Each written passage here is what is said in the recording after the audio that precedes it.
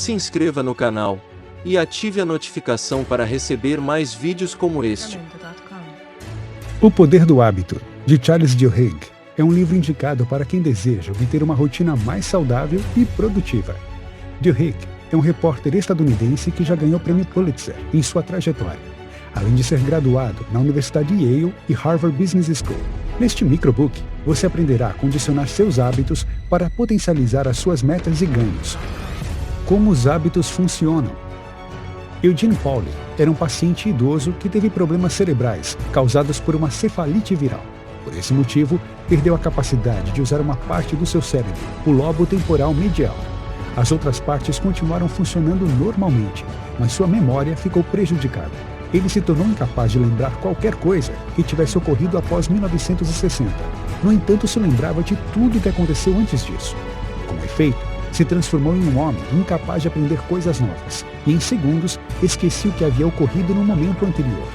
Sua perda de memória poderia fazer com que ele se perdesse e nunca mais voltasse para casa. Por incrível que pareça, em apenas 15 minutos, seguindo sua rota diária, ele conseguiu retornar para casa. Alguns dias depois, Eugene já era capaz de fazer o percurso sozinho. Isso fez com que os cientistas o estudassem e descobrissem que os hábitos são armazenados em uma área do cérebro totalmente diferente do lobo temporal, responsável pela memória. Isso provou que nós aprendemos e tomamos decisões inconscientes sem a necessidade de nos lembrarmos sobre os fatos que levaram àquela decisão ou aprendizado. Esse é o poder do hábito. Acionando hábitos. Nosso cérebro é uma máquina poderosa. Ele está constantemente encontrando maneiras para se esforçar menos e automatizar rotinas, apenas para economizar energia. O hábito funciona em um fluxo de 3 etapas. Gatilho. Algo acontece e seu cérebro entende este gatilho como um chamado para entrar no modo automático e escolher qual rotina usar. Rotina é uma ação física, emocional ou mental que é automaticamente acionada pelo gatilho. Recompensa. Um estímulo positivo ocorre e diz ao seu cérebro que aquela rotina funciona e dessa forma é armazenada. Entender como os hábitos são acionados é importante, pois nos dá controle sobre nós mesmos. Como criar hábitos. O principal motivo pelo qual as pessoas estudam esse tema é aprender a criar hábitos e reforçar as práticas consideradas mais positivas. Assim, um hábito relativamente novo, adotado pela população, por exemplo, é a simples rotina de escovar os dentes. Claude Hopkins, um publicitário americano, incentivou este hábito ao amarrá-lo a um gatilho comum no dia a dia das pessoas. Em seus anúncios, ele dizia: passe sua língua nos dentes. Você sente uma camada sobre eles. Essa camada faz com que seus dentes percam a cor e se deteriorem. Após o gatilho, seus anúncios diziam: a pasta de dentes Pepsodent remove esta camada e deixa seus dentes mais limpos e bonitos. A grande verdade é que esta camada é natural e a pasta de dentes da Pepsodent não a remove. Entretanto, o gatilho era tão poderoso que bastava as pessoas passarem a língua nos dentes e isso as conectava com a ideia de escovar os dentes, rotina, e a recompensa, sorriso limpo e brilhante. Menos de 10 anos após esta campanha, a população americana que escovava os dentes cresceu quase 10 vezes. A técnica de Claude Hopkins é simples e segue os 3 passos. 1. Crie um gatilho na sua mente, ou na mente das pessoas.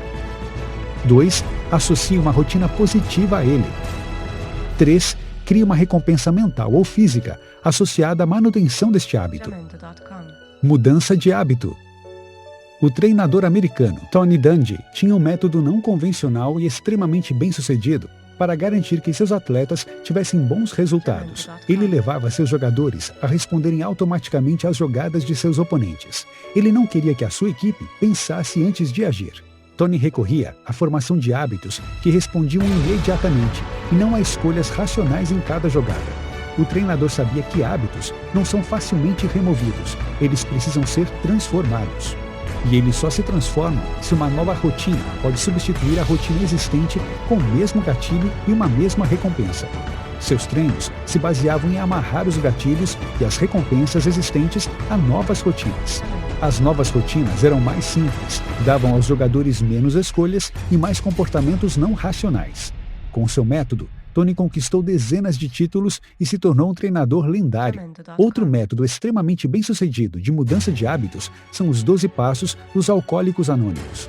O método simplesmente propõe novas rotinas para o gatilho da necessidade física de consumir álcool e utiliza as mesmas recompensas que o álcool desperta nas pessoas, como relaxamento, necessidade de companhia, redução de ansiedade, dentre outros. Porém, o método do AA, por si só, ainda tem dificuldades de transformar os hábitos das pessoas. Por isso, ele investe também na criação da crença de que as pessoas viciadas em álcool precisam da intervenção das outras pessoas. Elas precisam acreditar que tem mais gente envolvida nessa transformação para não as decepcionar.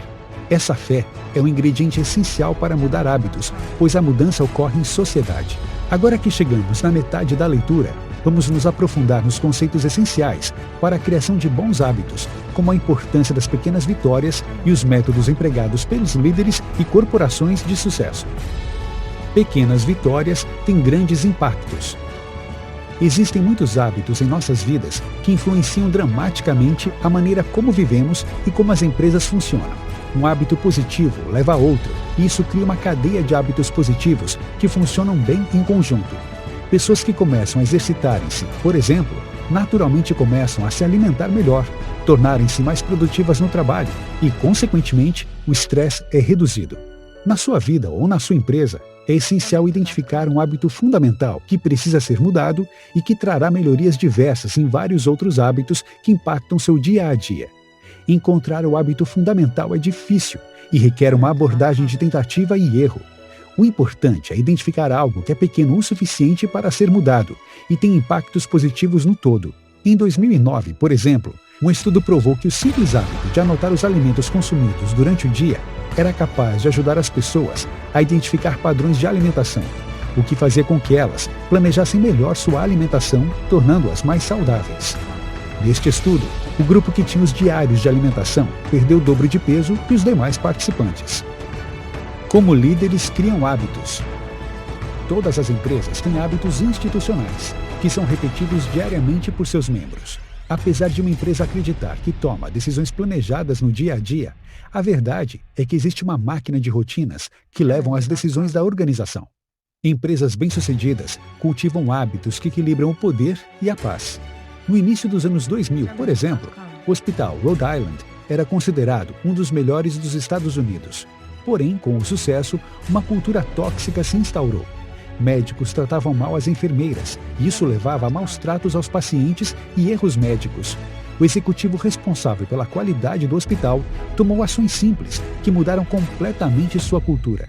Coisas simples, como o uso de câmeras nos consultórios, checklists de conferência para várias situações e a criação de um sistema de avaliações, permitindo que as enfermeiras prevenissem erros operacionais e quaisquer maus-tratos.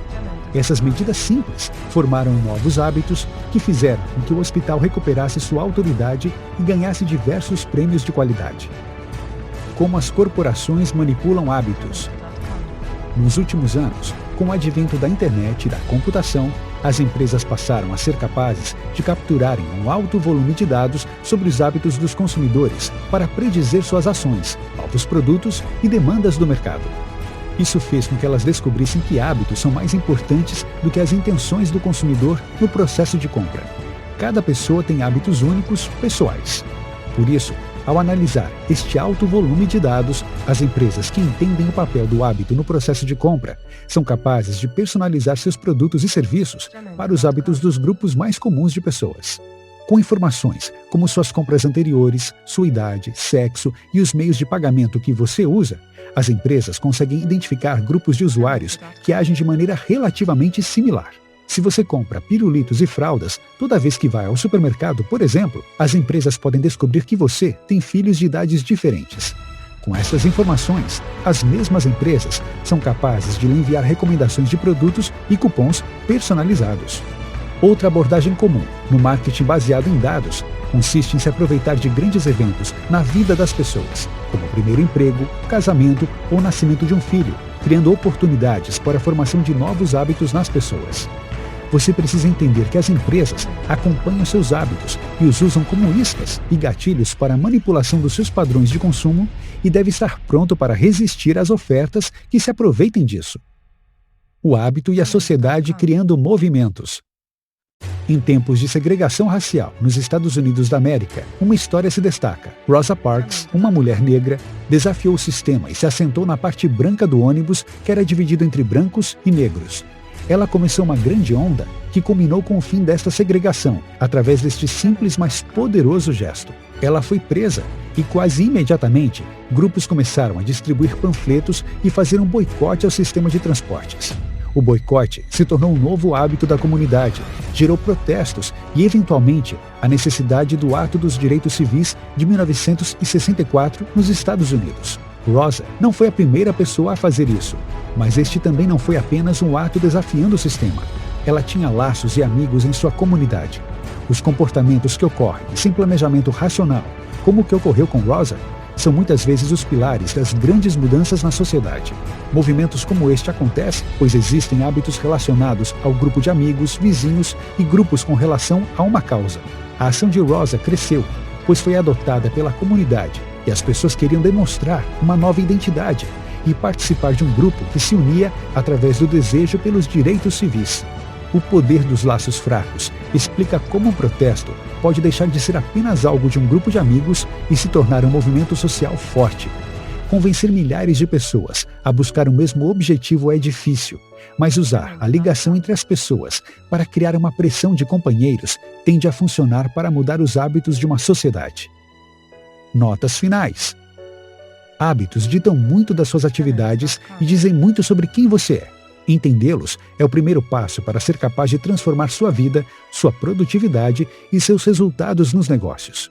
Você se torna melhor naquilo que você repete constantemente, e isso são seus hábitos. Trabalhe para conhecer a si mesmo, transforme-se e exercite a sua força de vontade para se tornar uma pessoa com um grande autocontrole. Se inscreva no canal e ative a notificação para receber mais vídeos como este.